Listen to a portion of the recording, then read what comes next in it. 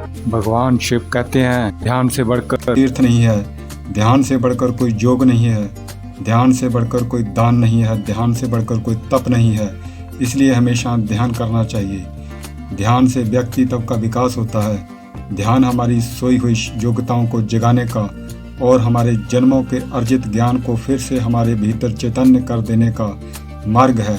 ये हमारे ऋषियों द्वारा खोजा गया अध्यात्म का महान मार्ग है। वैज्ञानिकों के अनुसार ध्यान से एकाग्रता बढ़ती है। इससे हमारी कार्य करने की और योजना बनाने की क्षमता बढ़ती है। इससे हमारी समझने और निर्णय लेने तथा सकारात्मक चिंतन की योग्यता बढ़ती है। ध्यान से स्मरण शक्ति और बुद्धि का विकास होता है। तनाव की समस्या खत्म हो जाती है। आत्म अनुभवी संतों का अनुभव है कि ध्यान से रोग निवारण क्षमता और अलौकिक लाभ। तो ध्यान योग का एक छोटा सा लाभ है। ध्यान और तत्व ज्ञान द्वारा तो परमात्मा को भी पाना संभव है। रिद्धियाँ सिद्धियाँ तो ध्यान योगी को अपने आप ही प्राप्त होने लगती हैं। ध्यान विशेष लाभकारी तब होता है जब इसके अंदर चिंतन होता है, जैसे कि भगवान कैसे हैं, ये संसार किस कारण उत्पन्न हुआ, हमारा जन्म क्यों हुआ। जब ध्यान इस चिंतन से युक्त हो जाता है तो साधक को ध्यान में गहराई मिलनी शुरू हो जाती है। साधक हर रोज अपने सद्गुरुदेव का सिमरन ध्यान करे, ब्रह्म ज्ञान का सत्संग सुने और उसका मनन चिंतन करे। रात उठने के बाद, रात को सोने से पहले और दिन में जब भी समय मिले तब सारे विचार छोड़कर थोड़ा मौन होकर ऐसा चिंतन बार बार करे। ये बहुत उच्च कोटि का ध्यान है।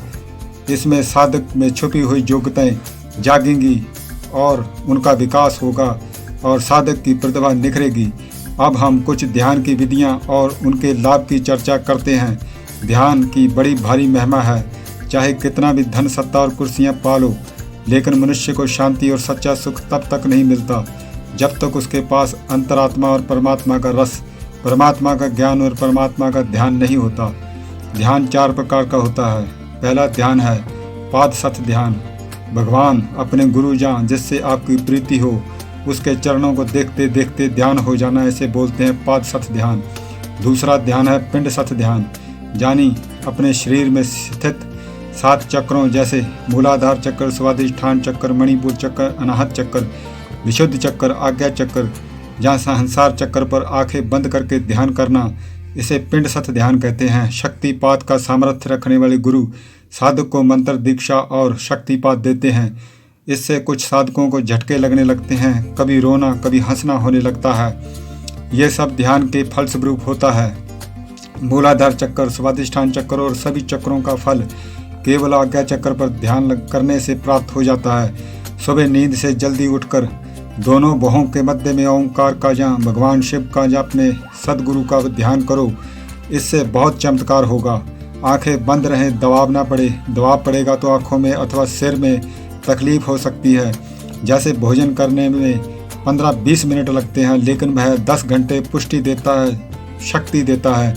ऐसे ही कुछ मिनट के ध्यान लगाने से 10 से 12 घंटे तक आपके अंदर सूझबूझ प्रसन्नता बनी रहती है। आपकी विचार शक्ति, आपकी निर्णय शक्ति और रोग निवारक शक्ति बढ़ जाएगी। पूरे दिन आपके भीतर आनंद बना रहेगा। फिर जरा जरा सी बात में राग द्वेष नहीं सताएगा। आप अपने विरोधियों की आलोचना से नहीं घबराएंगे। ईर्ष्यालु लोग आप पर हावी नहीं हो पाएंगे। आपकी सूझबूझ बढ़ जाएगी। जिस गुरु के साथ चक्कर जागृत होते हैं, ऐसे गुरु द्वारा ही मंत्र दीक्षा ली जाती है और उन्हीं के मंत्र से सिद्धि भी प्राप्त होती है। ऐसे ही गुरु से मंत्र लेते हैं। जब आपके उनके संपर्क में आप आते हो, उनसे मंत्र लेते हो, तो आप पर भी उनकी दिव्य आध्यात्मिक तरंगों और उनके संकल्पों का प्रभाव पड़ता है। तीसरे ध्यान को रूप ध्यान बोलते हैं। बहती हुई नदी को, सागर को, चंद्रमा को, आकाश को या भगवान अथवा अपने गुरु के मुखमंडल को एकटक देखते देखते उसमें लीन हो जाना, इसी को रूप ध्यान बोलते हैं। चौथी ध्यान विधि है रूप अतीत ध्यान, कि वासुदेव ही सब कुछ है संसार में, हर क्रिया उन्हीं के कारण हो रही है।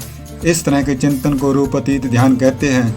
इस ध्यान से साधक के भीतर राग द्वेष नहीं रहता, भय नहीं रहता, क्रोध नहीं रहता। संसार के सभी रूपों में एक मेरा वासुदेव ही है, ऐसा चिंतन करके भवातीत दशा में लीन हो जाना, इसे रूपातीत ध्यान कहते हैं। इसे करना सबके बस की बात नहीं, इसलिए तनिक मौन हो जाएं। फिर ओम ओम ओम का उच्चारण करें और जब ओम और माँ बोले तो आपके होंठ बंद रहें। इस प्रकार के ध्यान से साधक ऊंची दशा में पहुंच जाता है।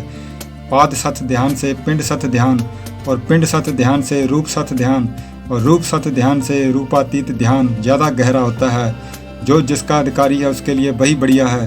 करने वाले को अपनी रुचि और योग्यता का भी विचार करना चाहिए। इनमें से किसी भी ध्यान में लग जाओ तो अद्भुत शक्तियों का उदय आपके अंदर होने लगेगा। एक अनपढ़ व्यक्ति भी अगर किसी एक प्रकार का ध्यान करने लगे तो उसके पास भी वो सभी चीज़ें और ज्ञान जो बड़े बड़े धनियों और विद्वानों के पास भी नहीं है, वो सब शक्तियाँ, योग्यताएं और ज्ञान उसके पास आ जाती हैं। उसके आसपास कोई भी उसका कंपटीटर ठहर नहीं पाएगा। यह है ध्यान की महाशक्ति और विज्ञान। आगे हम समय समय पर ध्यान के ऊपर चर्चा करते रहेंगे, क्योंकि ये बेहद ज़रूरी है एक शुद्धि इंसान के लिए।